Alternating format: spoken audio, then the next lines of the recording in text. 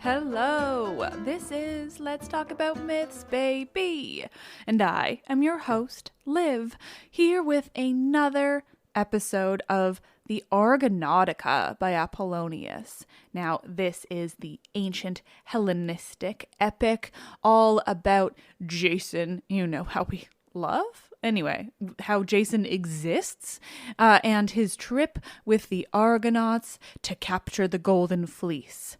Now, I'm sure, based on all of that, and you having listened to my podcast, I can imagine, you will understand who is coming along in this story. But not yet, because this is only part 2 of book 1.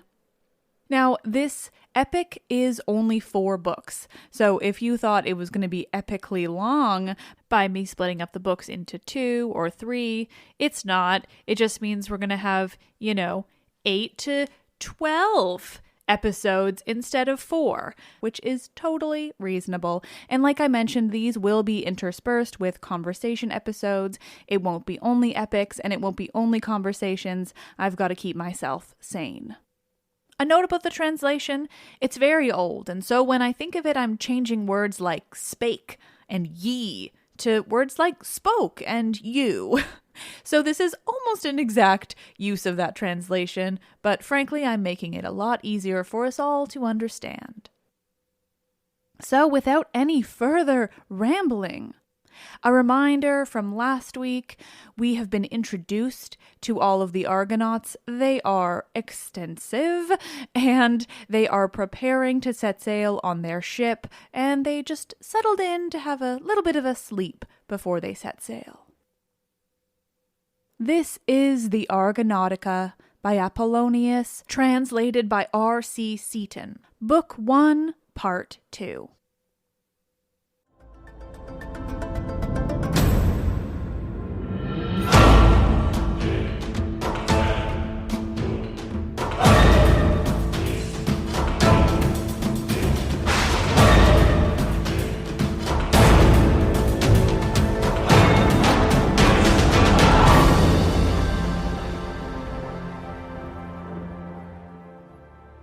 Now, when gleaming dawn with bright eyes beheld the lofty peaks of Pelion, and the calm headlands were being drenched as the sea was ruffled by the winds, then Typhus awoke from sleep, and at once he roused his comrades to go on board and make ready the oars. And a strange cry did the harbour of Pagasai utter, and Pelion Argo herself urging them to set forth. For in her beam divine had been laid which Athena had brought from an oak of Dodona, and fitted in the middle of the stem. And the heroes went to the benches, one after the other, as they had previously assigned for each to row in his place, and took their seats in due order near their fighting gear. In the middle sat Antaeus and mighty Heracles, and near him he laid his club, and beneath his tread the ship's keel sank deep. And now the hawsers were being slipped, and they poured wine on the sea. But Jason with tears held his eyes away from his fatherland. And just as youths set up a dance in honor of Phoebus either in Pytho or haply in Ortygia, or by the waters of Ismenus, and to the sound of the lyre round his altar all together in time beat the earth with swiftly moving feet, so they to the sound of Orpheus's lyre smote with their oars the rushing sea water, and the surge broke over the blades. And on this side and on that the dark brine seethed with foam, boiling terribly through the might of the sturdy heroes. And their arms shone in the sun like flame as the ship sped on, and ever their wake gleamed white far behind, like a path seen over a green plain. On that day all the gods looked down from heaven upon the ship and the might of the heroes, half divine, the bravest of men then sailing the sea, and on the topmost heights the nymphs of Pelion wondered as they beheld the work of Itonian Athena, and the heroes themselves wielding the oars. And there came down from the mountain top to the sea Chiron, son of Philyra, and where the white surf broke he dipped his feet, and often waving with his broad hand, cried out to them at their departure, "Good speed and a sorrowless home return." And with him his wife, bearing Peleus' son Achilles on her arm, showed the child to his dear father. Now when they had left the curving shore of the harbor through the cunning and counsel of prudent Typhus, son of Hagnias, who skillfully handled the well-polished helm, that he might guide them steadfastly, then at length they set up the tall mast in the mast-box, and secured it with forestays, drawing them taut on each side, and from it they let down the sail when they had hauled it to the topmast. And a breeze came down piping shrilly, and upon the deck they fastened the ropes separately round the well-polished pins, and ran quietly past the long Tessian headland. And for them the son of Aeagrus touched his lyre, and sang in rhythmical song of Artemis, saviour of ships, child of a glorious sire, who hath in her keeping those peaks by the sea, and the land of Iolcus, and the fishes came darting through the deep sea, great mixed with small, and followed gambolling along the watery path. And as when in the track of a shepherd their master countless sheep follow to the fold that have fed to the full of grass, and he goes before gaily piping a shepherd's strain on iris shrill reed, so these fishes followed, and a chasing breeze ever bore the ship onward. And straightway the misty land of the Pelasgians, rich in cornfields, sank out of sight, and ever speeding onward they passed the rugged sides of Pelion, and the Sepian headland sank away, and Sciathus appeared in the sea, and far off appeared Pyresiae on the calm shore of Magnesia, on the mainland, and the tomb of Dolops. Here then in the evening, as the wind blew against them, they put to land, and paying honor to him at nightfall burnt sheep as victims, while the sea was tossed by the swell, and for 2 days they lingered on the shore. But on the 3rd day they put forth the ship, spreading on high the broad sail, and even now men call that beach Aphetai of Argo. Thence going forward they ran past Melibea, escaping a stormy beach and surf line, and in the morning they saw Homole close at hand leaning on the sea, and skirted it, and not long after that they were about to pass by the outfall of the river Amiris. From there they beheld Eurymene and the sea-washed ravines of Ossa and Olympus. Next, they reached the slopes of Pallene beyond the headland of Canastra, running all night with the wind. And at dawn before them they journeyed rose Athos, the Thracian mountain, which with its topmost peak overshadows Lemnos, even as far as Myrine, though it lies as far off as the space that a well-trimmed merchant ship would traverse up to the midday. For them on that day, till darkness fell, the breeze blew exceedingly fresh, and the sails of the ship strained to it. But with the setting of the sun the wind left them, and it was by the oars that they reached Lemnos, the Sintian isle. Here the whole of the men of the people together had been ruthlessly slain through the transgressions of the women in the year gone by. For the men had rejected their lawful wives, loathing them, and had conceived a fierce passion for captive maids, who they themselves brought across the sea from their forays in Thrace, for the terrible wrath of Cypris came upon them, because for a long time they had grudged her the honors due. O hapless women, and insatiate in jealousy to their own ruin! Not their husbands alone with the captives did they slay on account of the marriage bed, but all the males at the same time, that they might thereafter pay no retribution for the grim murder. And of all the women, Hypsipyle alone spared her aged father, Thoas, who was king over the people, and she sent him in a hollow chest to drift over the sea, if haply he should escape. And fishermen dragged him to shore at the island of Aene, formerly Aene, but afterwards Sicynus from Sicynus, whom the water nymph Aene bore to Thoas. Now for all the women to tend kine, to don armor of bronze, and to cleave with the plowshare the wheat-bearing fields was easier than the works of Athena, with which they were busied aforetime. Yet for all did they often gaze over the broad sea in grievous fear against the Thracians' coming. So when they saw Argo being rowed near the island, straightway crowding in multitude from the gates of Myrine, and clad in their harness of war, they poured forth to the beach like ravening Thyades, for they deemed that the Thracians were come. And with them Hypsipyle, daughter of Thoas, donned her father's harness, and they streamed down speechless with dismay, such fear was wafted about them. Meantime, from the ships, the chiefs had sent Ethalides, the swift herald, to whose care they entrusted their messages and the wand of Hermes, his sire, who had granted him a memory of all things, that never grew dim.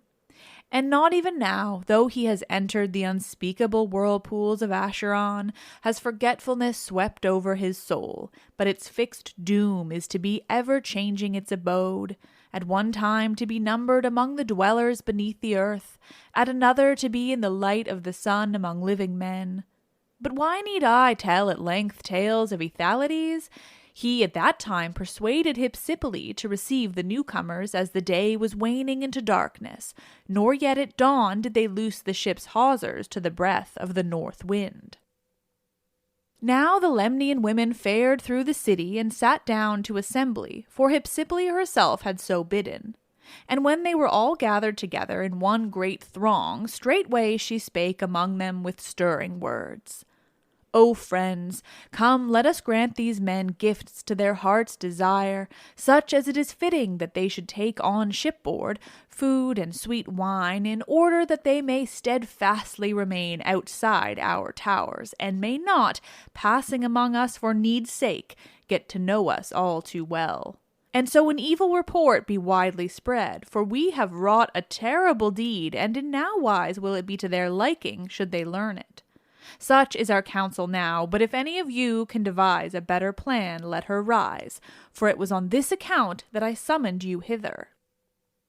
Thus she spoke, and sat upon her father's seat of stone, and then rose up her dear nurse Polyxo, for very age, halting upon her withered feet, bowed over a staff, and she was eager to address them. Near her were seated 4 virgins, unwedded, crowned with white hair, and she stood in the midst of the assembly, and from her bent back she feebly raised her neck, and spoke thus. Gifts, as Hypsipyle herself wishes, let us send to the strangers, for it is better to give them. But for you, what device have ye to profit of your life if the Thracian host fall upon us, or some other foe, as often happens among men? Even as now this company is come unforeseen. But if one of the blessed gods should turn this aside, with countless other woes, worse than battle, remain behind, when the aged women die off, and ye younger ones, without children, reach hateful old age, how then will you live, hapless ones? Will your oxen of their own accord yoke themselves for the deep ploughlands, and draw the earth-cleaving share through the fallow, and forthwith, as the year comes round, reap the harvest?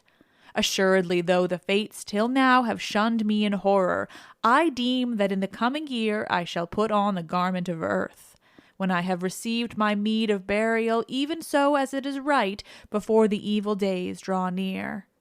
But I bid you, who are younger, give good heed to this, for now at your feet a way of escape lies open, if you trust the strangers the care of your homes and all your stock and your glorious city. Thus she spoke, and the assembly was filled with clamor, for the word pleased them. And after her straightway Hypsipyle rose up again, and thus spoke in reply. If this purpose please you all, now will I even send a messenger to the ship. She spoke and addressed Iphigenie close at hand. Go, Iphany, and beg yonder man, whoever it is that leads this array, to come to our land, that I may tell him a word that pleases the heart of my people, and bid the men themselves, if they wish, boldly enter the land and city with friendly intent.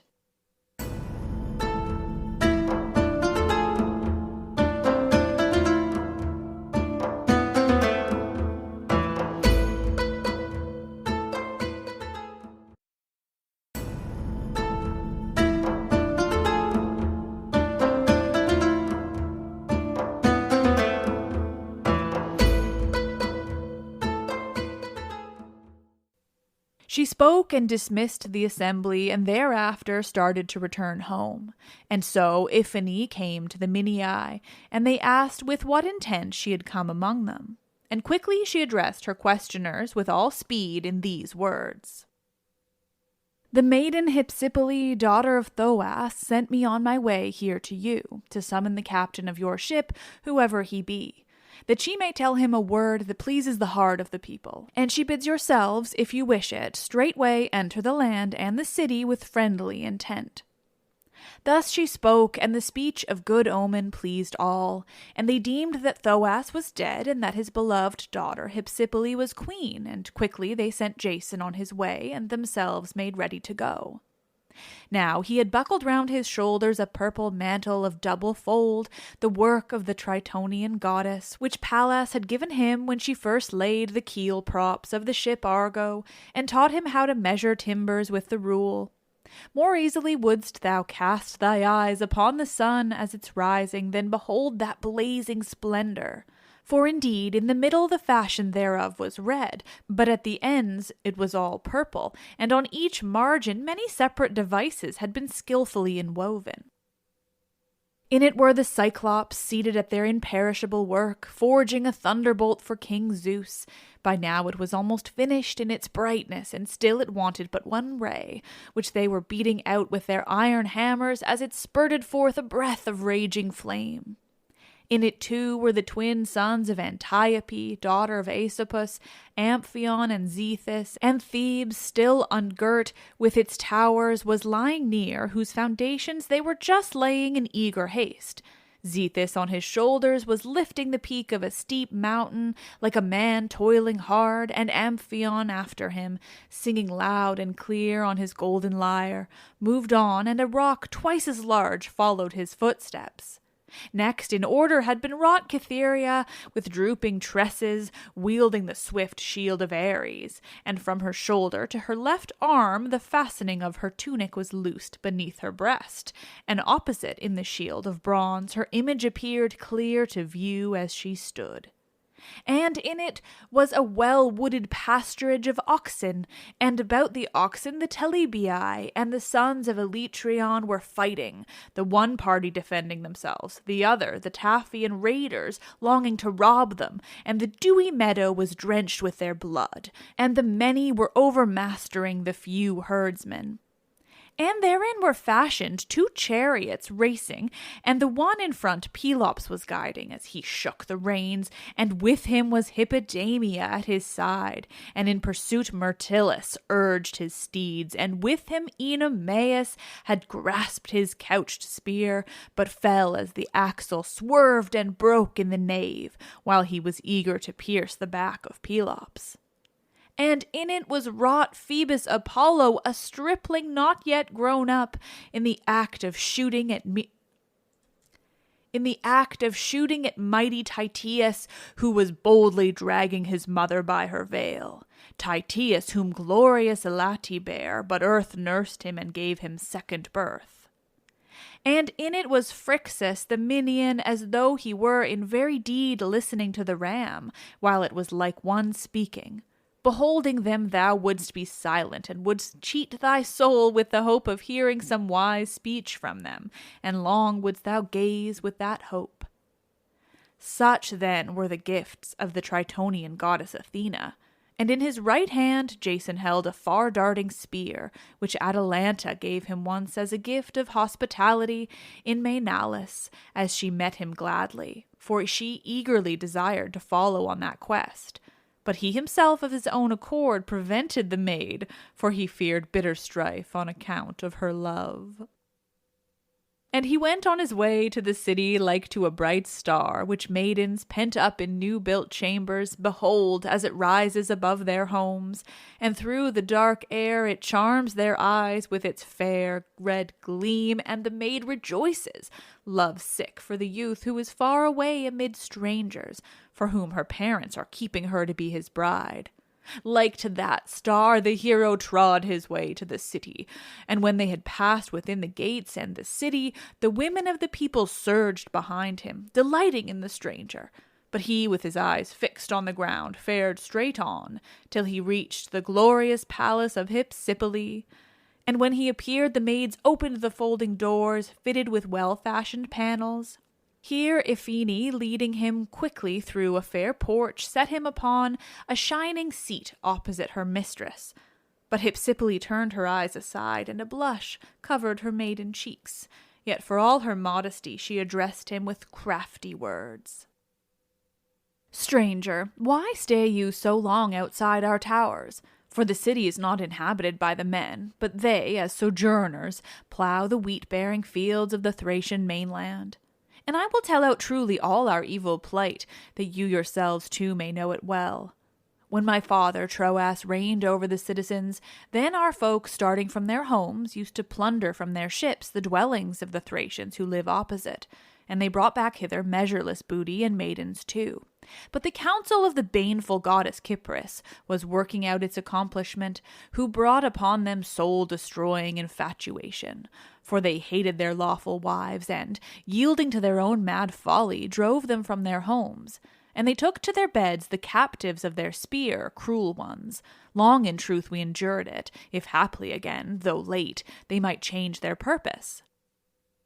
But ever the bitter woe grew twofold, and the lawful children were being dishonored in their halls, and a bastard race was rising. And thus unmarried maidens and widowed mothers too wandered uncared for through the city. No father heeded his daughter ever so little, even though he should see her done to death before his eyes at the hands of an insolent stepdame. Nor did sons, as before, defend their mother against unseemly outrage. Nor did brothers care at heart for their sister. But in their homes, in the dance, in the assembly, and the banquet, all their thought was only for their captive maidens, until some god put desperate courage in our hearts, no more to receive our lords on their return from Thrace within our towers, so that they might either heed the right or might depart and be gone elsewhither, they and their captives. So they begged of us all the male children that were left in the city, and went back to where even now they dwell on the snowy tilths of Thrace. Do you therefore stay and settle with us?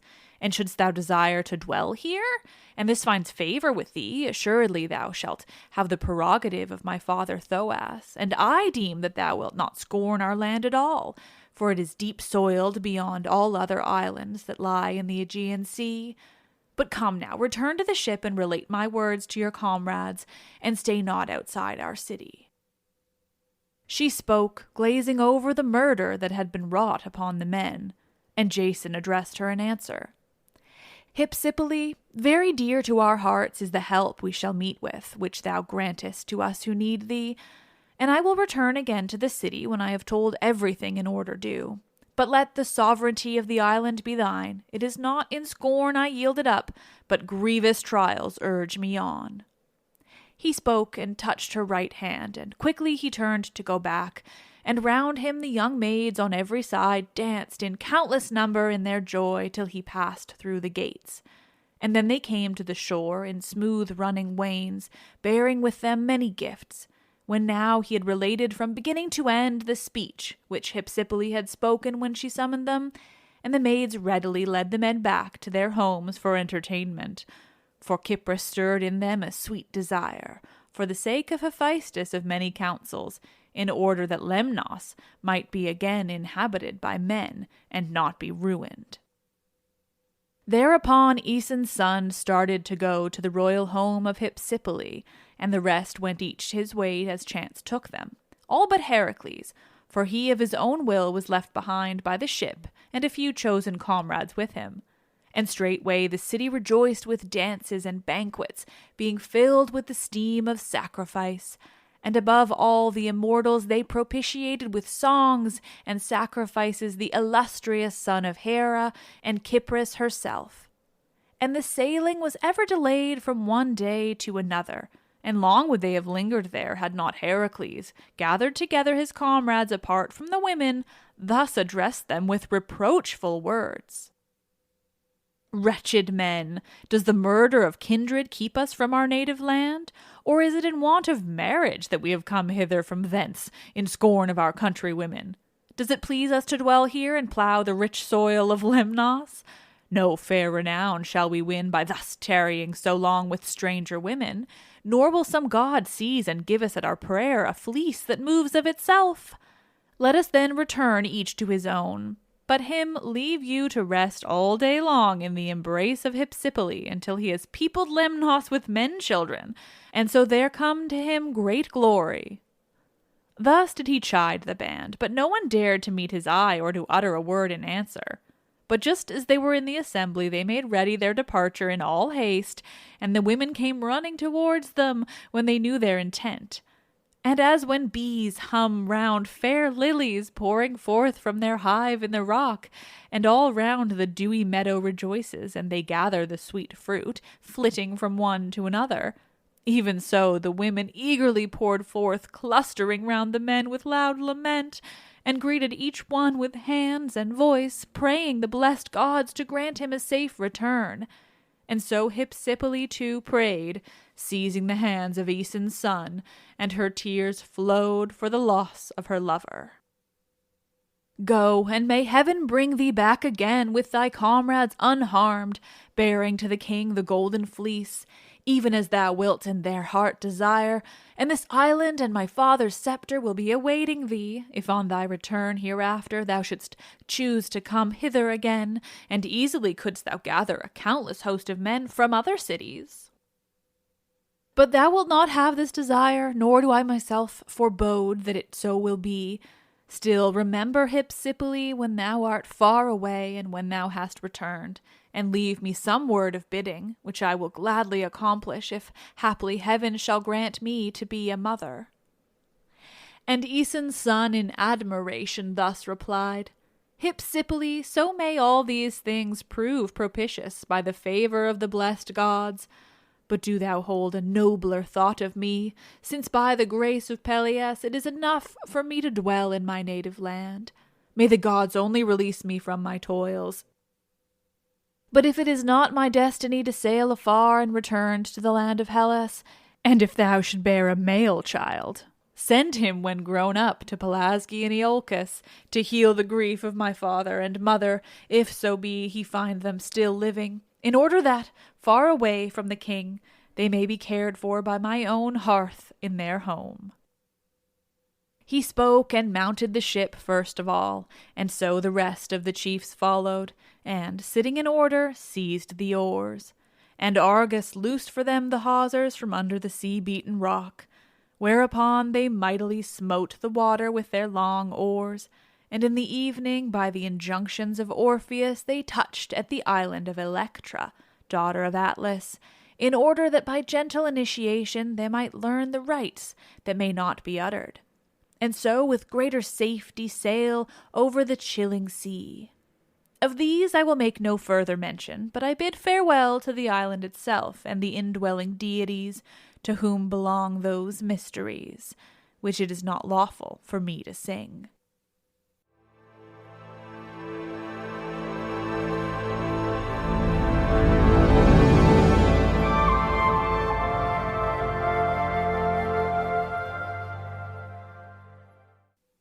Oh, nerds, thank you all so much for listening as we continue on with the Argonautika. Of course, this episode focused primarily on those Lemnian women and Hypsipyle. Hypsipyle is one of my favorite names to say in all of the Greek characters. She's a true gem. You can listen to my regular episodes about this part in the story. They were covered, I think, in the last year or two, but if you search the name Hypsipyle, you're going to find it because I doubt she has many podcasts on her. But we covered kind of Jason in general and all of his awfulness and the women he left in his wake. So there is a lot more information on them if you are so interested. I will kind of be laying out instances like that throughout the Argonautika, just because I have covered some of these stories in different places and they can be really interesting. And Lord knows I'm not going to just focus on Jason being a so-called good guy like he is here. But as we keep going, I'll kind of lay those out for you. Overall, though, thank you all so much for listening. Next week, even more adventures in the world of Jason and the Argonauts, including that moment with Heracles and Hylas, which I've also covered in another episode, but we will get there. You are all the best. Thank you so much for listening. I am Liv, and I love this shit.